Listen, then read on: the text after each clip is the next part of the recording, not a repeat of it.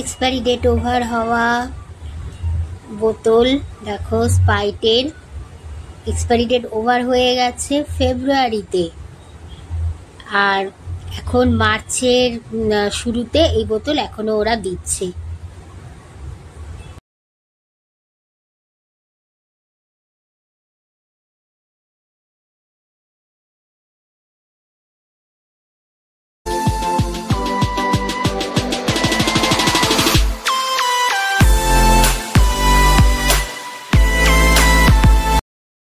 Hello বন্ধুরা, কেমন আছে সবাই? নিশ্চয়ই খুব ভালো আছো, আর আমরাও সবাই খুব ভালো আছি।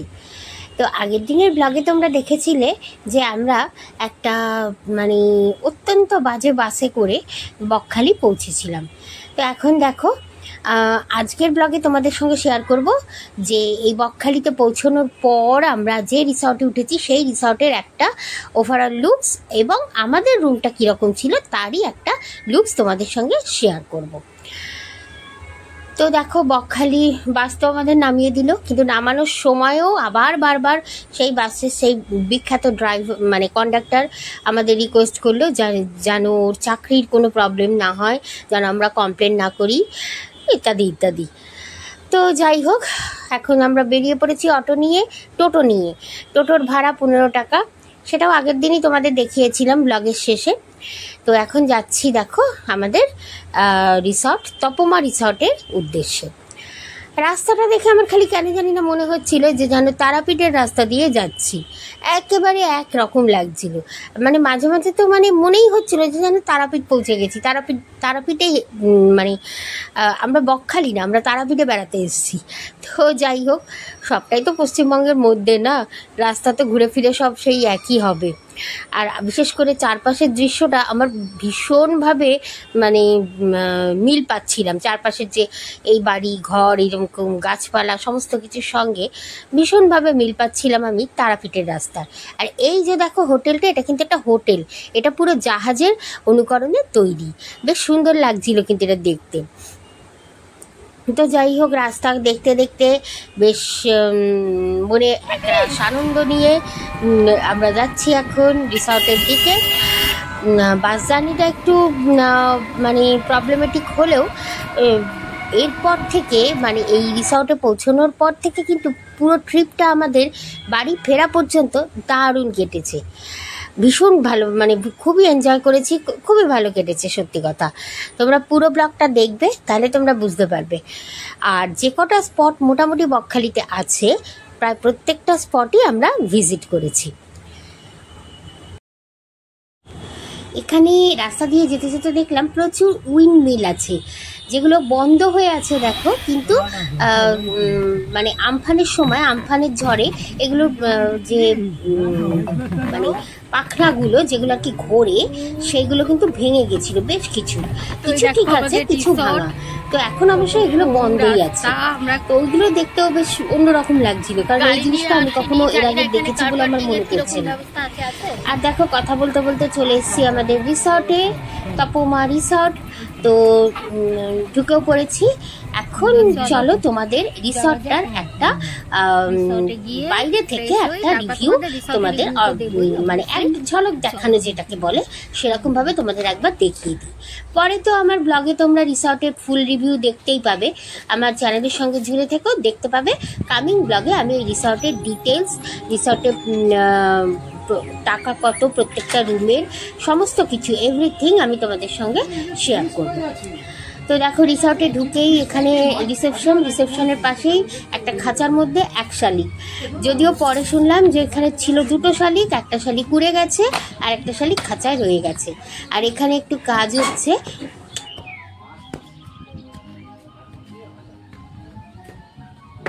তো চলো এবার রিসর্টটা একটু তোমাদের দেখিয়ে দিই। এই যে সামনে দেখছো রুমগুলো, এরই একবারে লাস্টের যে রুমটা, মানে এই ডিজাইনের রুমগুলোর লাস্টের রুমটা, সেটাই হচ্ছে কোয়াড রুম, যেটা আমরা উঠেছি। তো রুমের রিভিউ তোমাদের পরে দেখাচ্ছি, মানে আমাদের রুমটা তোমাদের পরে দেখাচ্ছি। তার আগে চলো পুরো রিসর্টটা একবার দেখে আসি। এখানে দেখো লেফট সাইডে হচ্ছে ডাইনিং স্পেস, এদের দুটো বড় বড় ডাইনিং টেবিল পাতা, আর পিছনেই হচ্ছে কিচেন। দেখে বুঝতেই পারছো, যদিও এখানে আমি কাউকে এখানে লাঞ্চ বা ডিনার করতে দেখিনি, তবে চাইলে তোমরা এখানে বসে লাঞ্চ ডিনার করতেই পারো, ব্রেকফাস্টও করতে পারো। আমরা পুরোটাই রুমের মধ্যে করেছিলাম, কারণ রুমের সুন্দরভাবে ব্যবস্থা করা ছিল। আর এই যে সামনের রুমগুলো দেখছো, এইগুলোও কিন্তু এই মুহূর্তে এগুলো কোনোটাই ভাড়া নেই, রিসর্ট ফাঁকাই ছিল। এইগুলোও কিন্তু মানে ডবল বেড আছে, এরকম 4 বেড আছে, এরকম রুম আছে।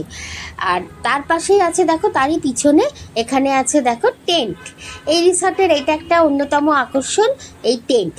তো টেন্টের ভাড়া কত সেটাও আমি তোমাদের যখন আমি রিসর্টের রিভিউ দেবো, রিসর্টের ব্লগ দেবো ডিটেলস দিয়ে, তখন আমি শেয়ার করে দেবো। আর এইদিকে দেখো প্রচুর ফুলের গাছ, প্রচুর, মানে হেন ফুল গাছ নেই যে আমি এখানে দেখিনি। বাদিকে ছোট্ট একটা পার্কের মতো, মানে একেবারেই ছোট, ওটা একটাই দোলনা লাগানো। আর ডান দিক দিয়ে এই লম্বা করে প্রচুর কিন্তু ফুল গাছ রাখা, অনেক রকমের জবা ফুল দেখলাম, অনেক রকম কালারের। তারপর তুলসী গাছে তো ভর্তি, এছাড়া যাবতীয় মানে নীলকণ্ঠ ফুল থেকে শুরু করে সমস্ত রকমের ফুলই এখানে আছে। আর এইবার দেখো, এই যে ডান দিকের এরিয়াটা দেখছো, এইটা হচ্ছে একটা ছোট্ট একটা গার্ডেন, যেখানে মানে লন বলতে পারো, যেখানে আর কি টেবিল চেয়ার পেতে বসা যায়। এখানে বারবিকিউ হয়, তো সমস্ত কিছুরই সিস্টেম আছে। আর এইদিকে এই হাঁসগুলো, ওরে বাবা, যখনই আমার বড় ছেলেকে দেখছে গ্লিমবেল দিয়ে ভিডিও তুলতে, তখনই ওদের কি ডাকাডাকি, কি চিৎকার। তো যাই হোক, বেশ মজা লাগছিল। জানি না ওরা কি ভাবছে আমাদেরকে দেখে, তবে আমাদের কিন্তু বেশ ভালোই লাগছিল ওদের ডাক। কারণ এরকমভাবে, সত্যি কথা বলতে, এরকমভাবে হাঁসের ডাক কলকাতা শহরে তো শুনতে পাওয়া যায় না। আর এই যে ছোট্ট পুকুরটা দেখছো, এটা জল একটু ঘোলাটে হলেও এখানে কিন্তু ফিশিংয়ের ব্যবস্থা আছে, মানে এর মধ্যে মাছ আছে। চাইলে তোমরা এখানে বসে মাছ ধরতেও পারো, আবার সেই মাছ তোমরা এখানে রিসর্টে কুককে দিলে পারে, সে রান্নাও করে দেবে, শুধু মাছ ধরার চার্জটা, মানে মাছটার চার্জটা নেবে। আর এখানে একটা বড় র্যাডার ঘুরছে, দেখো, মনে হয় এটা এয়ারটেলেরই টাওয়ার, কারণ আমার কিন্তু এয়ারটেলের সিমে কোনো প্রবলেম হয়নি, খুব ভালোভাবে নেট এখানে পেয়েছি। তো এইখান থেকে বেরিয়ে যাওয়ার আগে আরেকবার তোমাদের হাঁসগুলো দেখিয়ে দিই, কারণ ওদের ডাকাডাকি কিন্তু থেমে নেই, ওরা যতক্ষণ আমাদের দেখতে পেলো ততক্ষণ ডেকেই গেল। আর এই দেখা একটা ওভারঅল লুকস তোমাদের দিয়ে দিচ্ছি রিসর্টের। এখন দুপুরবেলার টাইম, তাই একটু রোদের ঝাঁঝটা লাগছে, কিন্তু সকালবেলাটা এত সুন্দর লেগেছে না। বিশেষ করে এই সাইডটা হচ্ছে পূর্ব দিক, তো মানে দরজা খুলেই পূর্ব দিকে সূর্য ওঠার ব্যাপারটা দেখেছি, এত খুব ভালো লেগেছে কিন্তু জিনিসটা। সবে সূর্যটা উঠছে। আমি আমার ইউটিউব চ্যানেলে অনেক রিলস দিয়েছি বা দেব, যেগুলো তোমরা দেখো এই ভোরবেলা সূর্য ওঠার। আর এইটা হচ্ছে আমাদের সেই কোয়ার্ড রুম। এটা কিন্তু বেশ, সামনে যে ব্যালকনি স্পেসটা, এটা কিন্তু বেশ বড়, অনেকটা জায়গা নিয়ে মানে রুমের সামনেটা।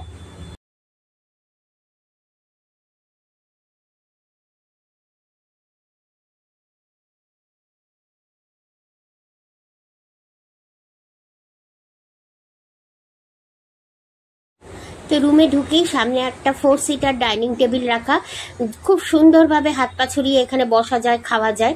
আমরা সব লাঞ্চ, ডিনার, ব্রেকফাস্ট সব কিছু এখানেই করেছি। তো আর তারপর দেখো চেয়ারও দেওয়া আছে, মানে ডাইনিং টেবিলের সঙ্গে। সে আর এই রুমে কিন্তু খুব বেশি যে ফার্নিচার আছে তা না।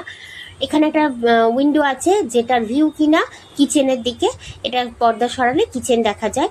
যদিও আমরা দরজার জানলা টানলা খুলিনি, কারণ আমাদের ঘর মানে যতক্ষণ আমরা রুমে থেকেছি সবসময় এসি আর ফ্যান দুটোই চলেছে, কারণ এখানে কিন্তু বেশ গরম পড়ে গেছে বকখালিতে। এখানে দেখো প্লাগ পয়েন্ট আছে এসির। আর এই দিকে হচ্ছে সেই বিখ্যাত বিছানা, যেটা আমরা মানে বুক করার সময় এইটাই শুধু দেখতে পেয়েছিলাম এই রুমটায়।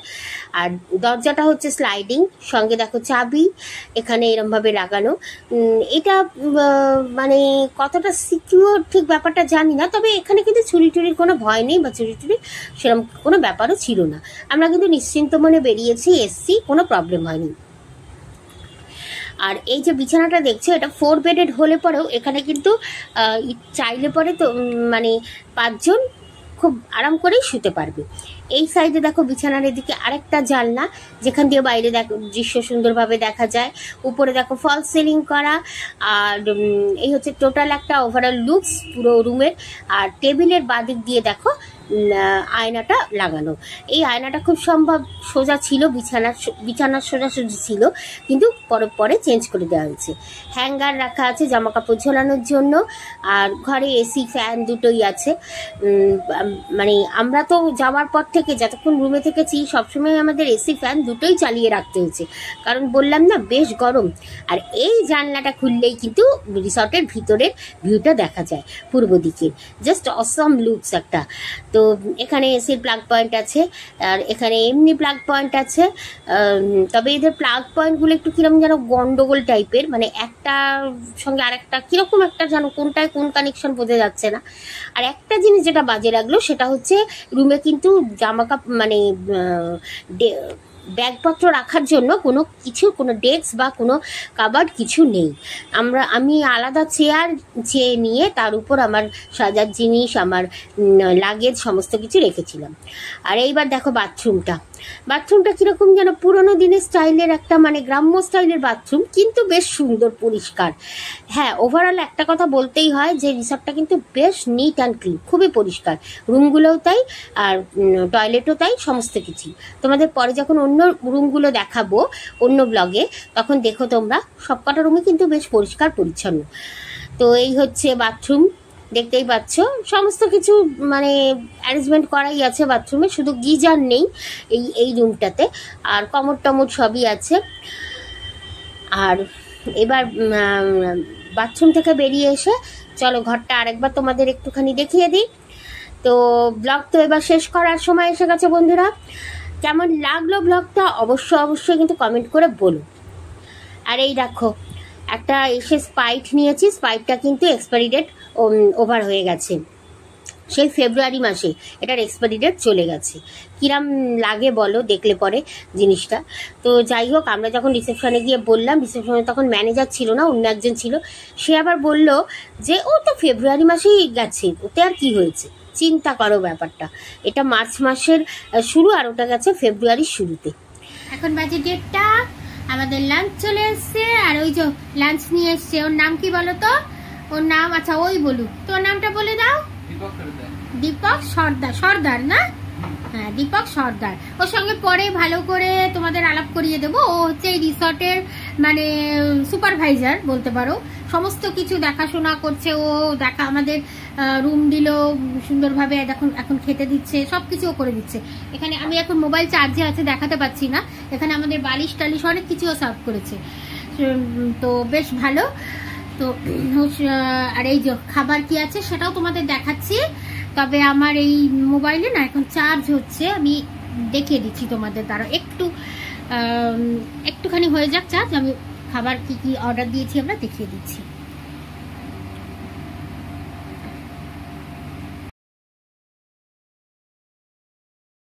আর এই চলে এসছে আমাদের লাঞ্চে আজকের এখানে আর কিছুই পাওয়া যায়নি, শুধু ভেজ থালি নিতে হয়েছে। তবে আমরা সাথে একটা করে মাছ নিয়েছি, কিন্তু আমার ছোট ছেলের খাওয়ার ভীষণ প্রবলেম হয়ে গেছে, কারণ ওইসব থালি জাতীয় খায় না, ফ্রাইড রাইস ছাড়া খায় না। আর এখানে ফ্রাইড রাইসটাই পাওয়া যাচ্ছে না, তো সাজিয়ে নিয়ে তোমাদের একবার দেখিয়ে দিচ্ছি। আমরা কিন্তু মোটামুটি ভালোই খেয়েছিলাম, তবে আমার বড় ছেলেও খুব একটা ভালো খায়নি, আর ছোট ছেলে তো প্রশ্নই নেই, সে তো কিছু খায়নি সারা দুপুর ধরে। তো কি আর বলবো, খাওয়ার প্রবলেমটা কিন্তু বকখালিতে মারাত্মক রকমের টের পেয়েছি আমরা। কোনো রকম মানে ফ্রাইড রাইস বলো, ধোসা টোসা বলো, কিচ্ছু পাওয়া যায় না। একবার আমরা নিয়েছি ভেজ থালি। তো কি কি আছে থালিতে তোমাদের একটু বলে দিই। ভাত আছে, এখানে আলু ভাজা, এটা ঝুরঝুরে আলু ভাজা না, এমনি ভাতের সঙ্গে যে নর্মাল আলু ভাজা তাই। এখানে দুটো শসা, একটা পেঁয়াজ আর একটা লেবু দিয়ে একটা স্যালাড, একটু স্যালাড, পাঁপড় ভাজা। আর এখানে আছে ভেজ থালিতে যা যা থাকে তার মধ্যে হচ্ছে এই যে আলু ফুলকপির তরকারি, ডালটা দেখো মনে হচ্ছে টক ডাল বা পাতলা করে ডাল, মুসুরির ডাল হবে। এটা একটা শুক্তো, আচ্ছা এটা শুক্তো, ইয়েস হ্যাঁ শুক্তো। এটা চাটনি, আর সেই সঙ্গে চাটনি দিয়ে খাওয়ার জন্য পাঁপড় ভাজা, ঠিক আছে। আর আমরা নিয়েছি তার সঙ্গে কাতলা কারি একটা করে। তো 3 প্লেট নিয়েছি, সঙ্গে ছোট ছেলের জন্য নেওয়া হয়েছে এই যে আলু ভাজা, ঠিক আছে। তো চলো, এই হচ্ছে আমাদের লাঞ্চ। এখন আমরা লাঞ্চটা করে নিই, তারপর আবার তোমাদের সঙ্গে আপডেট আসছি।